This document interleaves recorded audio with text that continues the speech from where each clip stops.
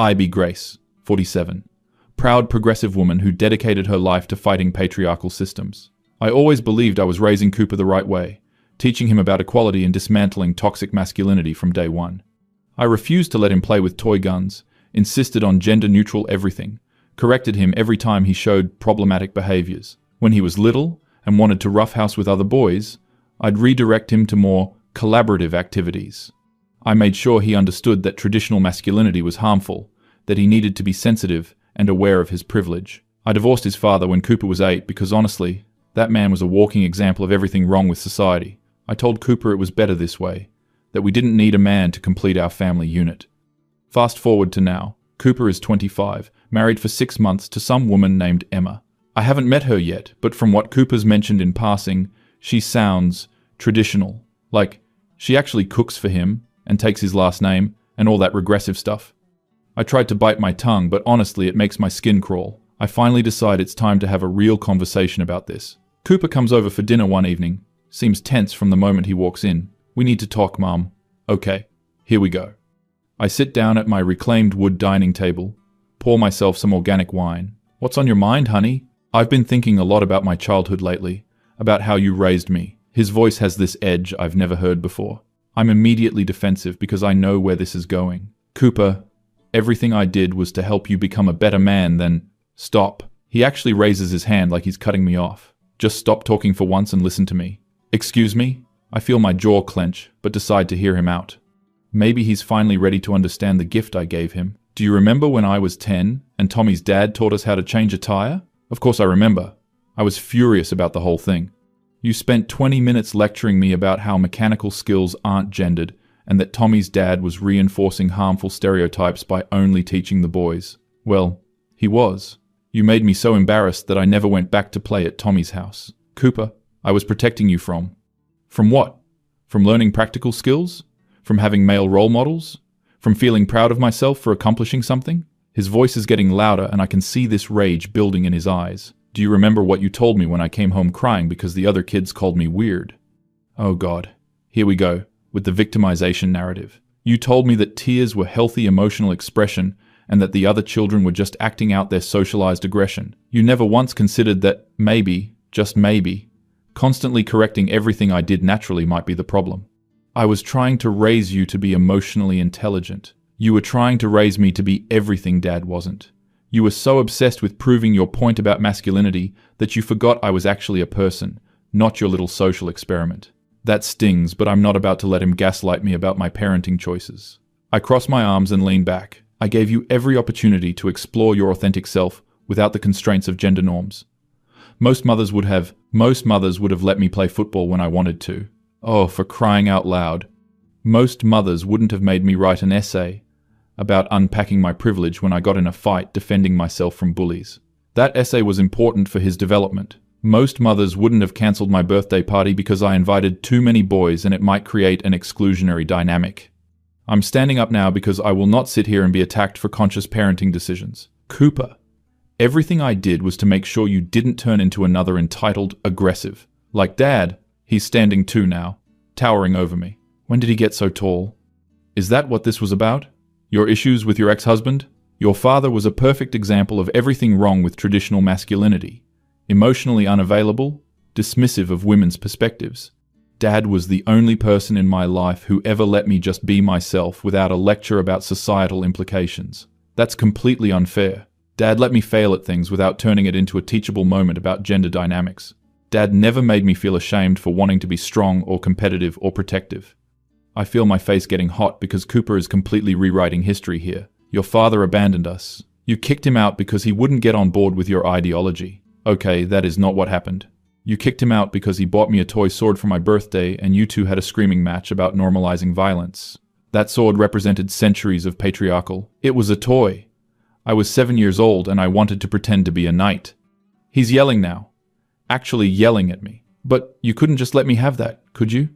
Everything had to be analyzed and deconstructed and turned into a lesson about oppression. I sit back down because my legs feel shaky. This is not how I expected this conversation to go.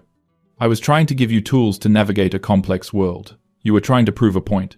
And you know what? It backfired completely. His laugh is bitter and it cuts right through me. You wanted to raise a man who respected women? Congratulations. I'm terrified of disappointing them because nothing I ever did was good enough for you. You wanted me to understand privilege? Great. I spent my entire adolescence apologizing for existing. You wanted me to reject toxic masculinity? Perfect.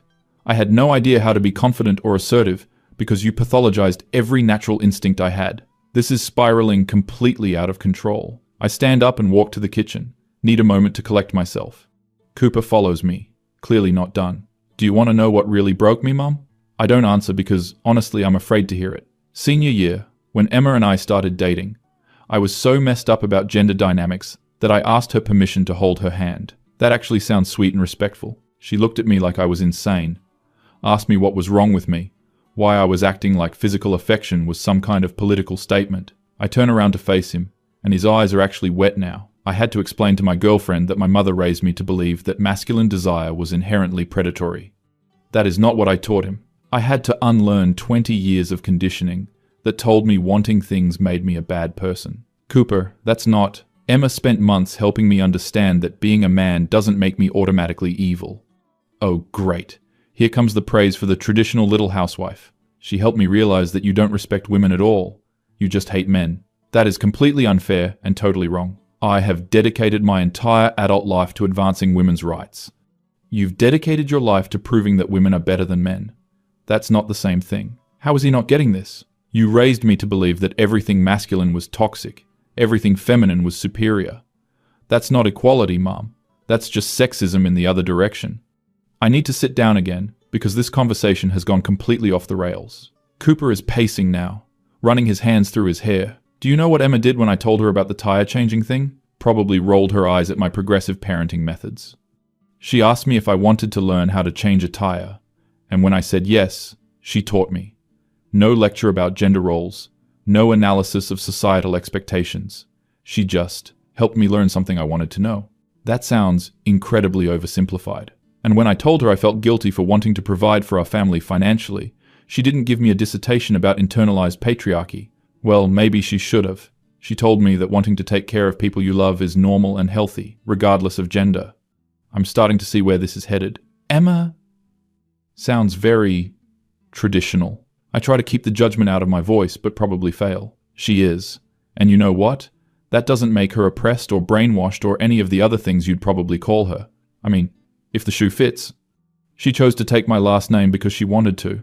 She likes cooking because she finds it relaxing. She wants kids and actually looks forward to raising them. Sounds like she's never questioned any of the systems designed to limit her potential. She's everything you taught me to pity. And she's the strongest, most confident person I've ever met. That's confusing, actually. How can she be strong if she's conforming to traditional gender roles? Cooper, I just want you to be aware that there are societal pressures that might make Emma feel like she has to. Stop. Just stop analyzing my wife like she's a case study. His voice is cold now. Colder than I've ever heard it.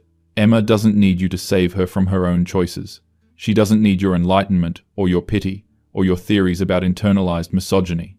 I stand up and walk to the window, looking out at my community garden. Some of the neighborhood women should be here soon for our weekly feminist book club. I try to center myself, remember who I am and what I stand for. I'm not analyzing anyone. I'm just concerned that you're concerned that my wife is happy with choices you disapprove of. I turn back to face him. You're concerned that maybe your entire worldview might be wrong. That hits different than I expected it to.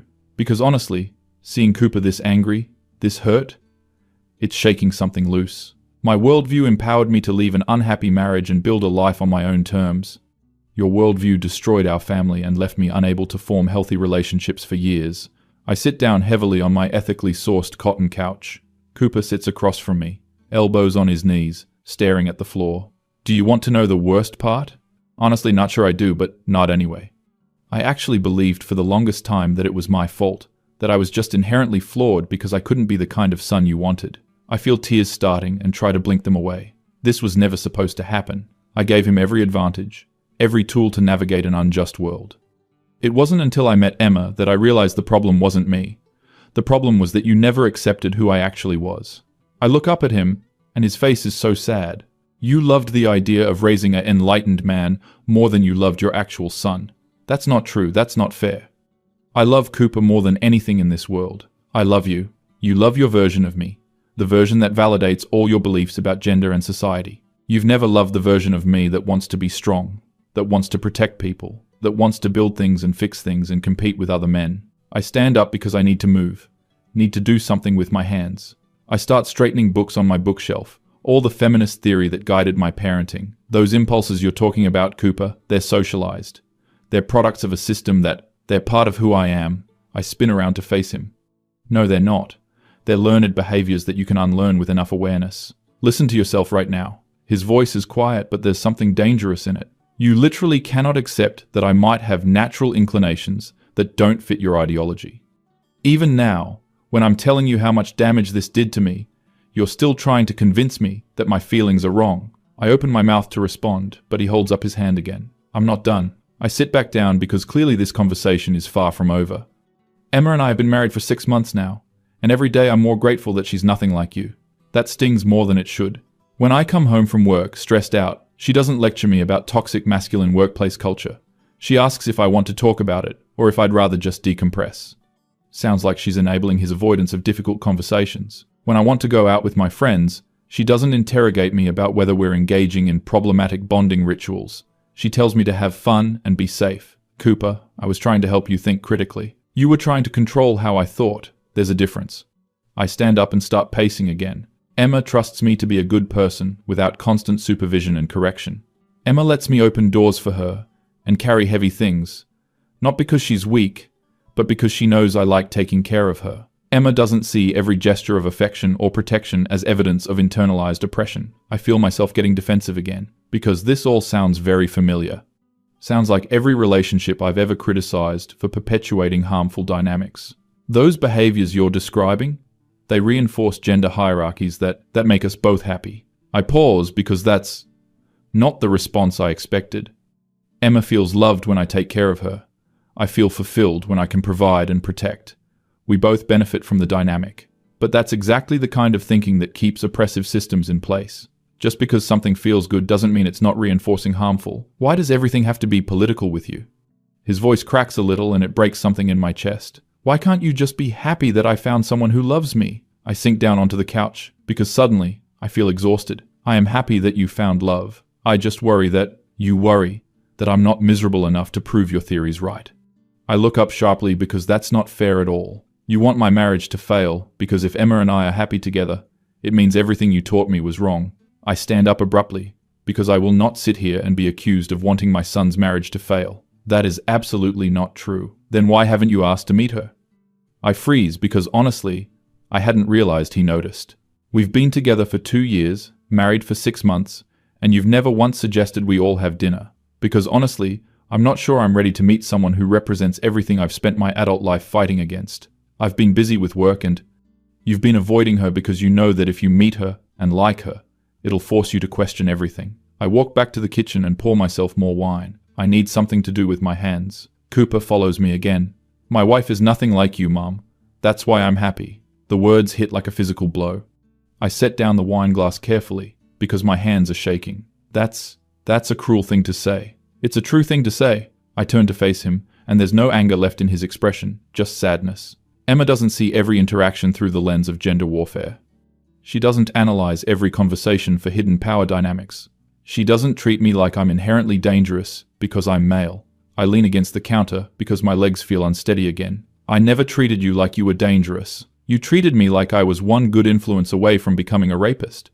That word hits the air between us like a slap. Every time I showed interest in a girl, you gave me lectures about consent that made it sound like male sexuality was inherently predatory. Every time I got frustrated or angry, you acted like I was on the verge of becoming violent.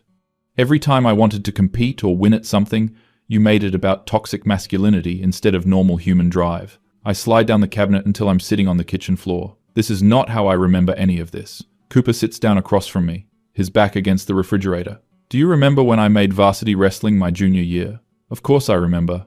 I was horrified.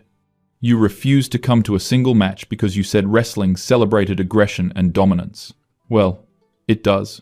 Do you know what that felt like? To have your own mother refuse to watch you succeed at something you'd worked years to achieve? I couldn't support an activity that promoted violence. It wasn't violence. It was sport. It was discipline and strategy and pushing myself to be better. He's looking at me with this expression I can't read. But you couldn't see that because it didn't fit your narrative about healthy masculinity. I remember watching from the parking lot once, seeing Cooper on the mat. He looked so focused, so capable. But I couldn't get past what wrestling represented. That sport, those activities, they're designed to reinforce harmful hierarchies. They're designed to help people grow and challenge themselves. But you couldn't see that because you'd already decided that anything traditionally masculine was automatically bad. I pull my knees up to my chest. I'm feeling smaller than I have in years. I was trying to protect you from becoming like Dad?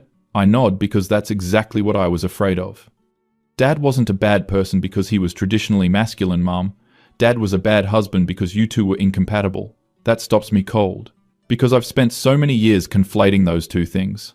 You turned your marriage problems into a crusade against masculinity itself. You decided that the solution to having one relationship with a man who didn't understand you was to raise a son who would never challenge or disagree with any woman. I start crying properly now because something about that rings uncomfortably true. I wasn't trying to. You were trying to create the perfect feminist man. But what you actually created was a person so afraid of his own instincts that he couldn't function in normal relationships. I look across the kitchen at my son.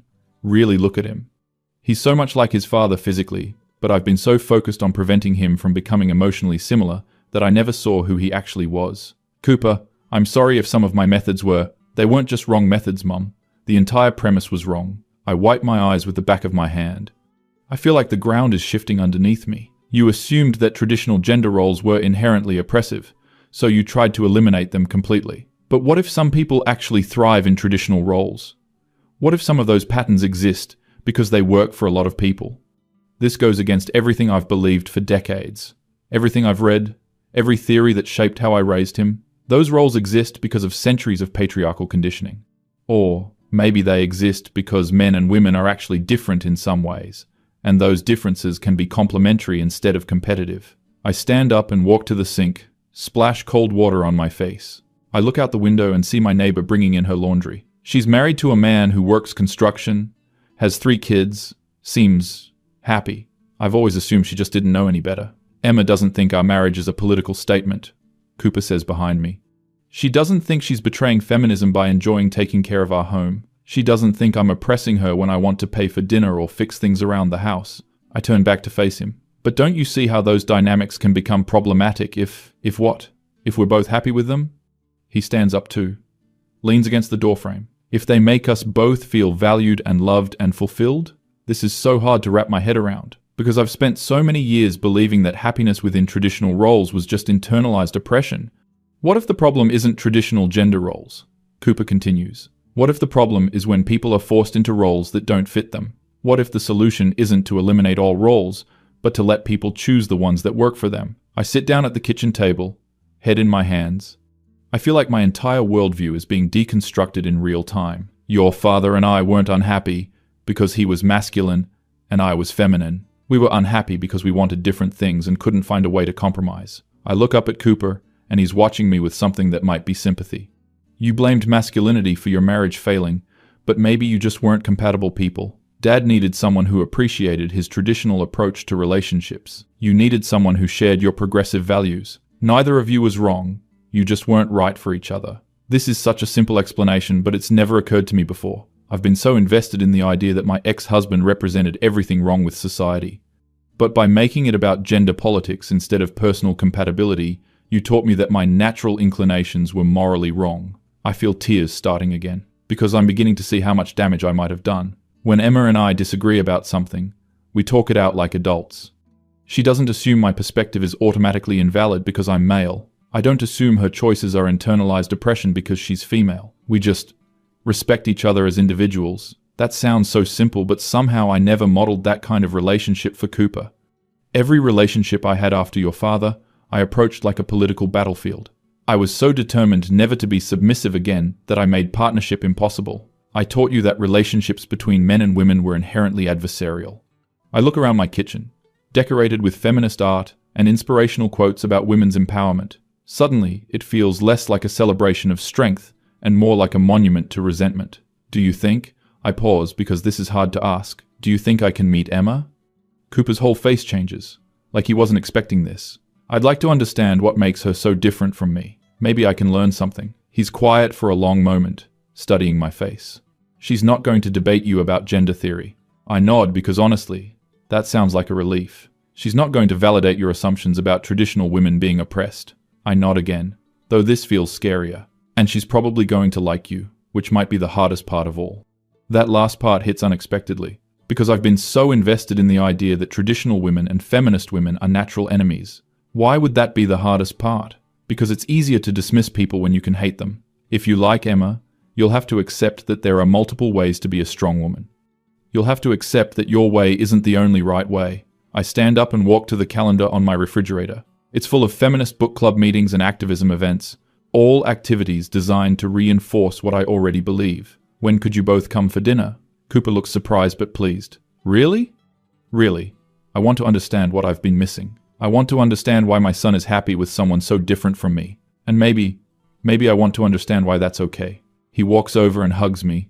The first real hug we've had in years. I feel how tall and strong he is, how much like his father. For the first time, that doesn't feel like a threat. Cooper? Yeah? I'm sorry I tried to change who you were. I'm sorry I made you feel like being yourself was wrong. I feel him relax against me. I know you were trying to help, Mom. I know you thought you were doing the right thing. But maybe next time you can just love someone for who they are, instead of trying to improve them. I pull back to look at him. Is there going to be a next time? He grins, and it's the first real smile I've seen from him in months. Emma wants kids someday, and I want them to know their grandmother. But they're going to know the real you, not the ideology. I nod because I understand what he's asking. The real me might be messier than the ideology. The real you is probably more interesting than the ideology. He heads toward the door, then turns back. Mom, Emma makes amazing pot roast. Just don't ask her about the feminist implications of traditional cooking, okay? I laugh despite myself. I'll try to restrain myself. Good.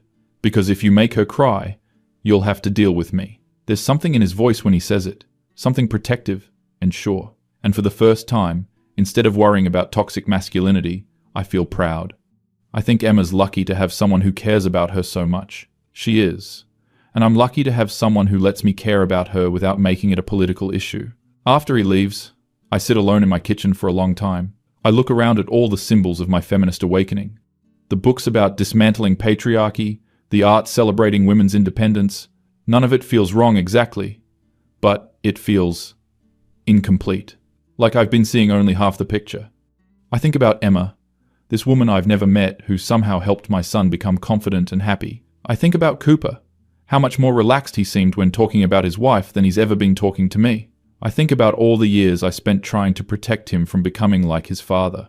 Maybe the problem wasn't that his father was traditionally masculine. Maybe the problem was that I never learned how to appreciate traditionally masculine qualities. I pour myself another glass of wine and sit down with my phone. I scroll through photos Cooper has posted of Emma. She's pretty, in a natural way, always smiling. In every picture with Cooper, they both look genuinely happy. Not performing happiness for social media, just... There's one photo of them at some kind of outdoor festival. Cooper has his arm around her shoulders. She's leaning into him. They look like they fit together, like they're not fighting against their natural instincts, but embracing them. I put down the phone and really think about what Cooper said. About Emma helping him learn that wanting to provide and protect wasn't toxic. About her letting him be strong without making him feel guilty about it. About them both choosing traditional roles because those roles made them happy. Maybe the real feminism isn't about eliminating gender roles. Maybe it's about making sure people have the freedom to choose the roles that work for them, whether those roles are traditional or progressive or something in between. I think about my own life, my determination to prove I didn't need a man, how I turned independence into isolation, strength into rigidity, how I made my son pay for his father's failures, how I almost lost him because I couldn't see past my own anger. I text Cooper, "Thank you for being honest with me today. It was hard to hear, but I needed to hear it. Can't wait to meet Emma." His response comes back quickly. "Love you, Mom. Emma's excited to meet you too." I smile because maybe it's not too late to learn a different way of being. Maybe it's not too late to understand that there are many ways to be strong. Maybe my son found something I never could because I taught him everything was a battle. But Emma taught him that some things could just be love.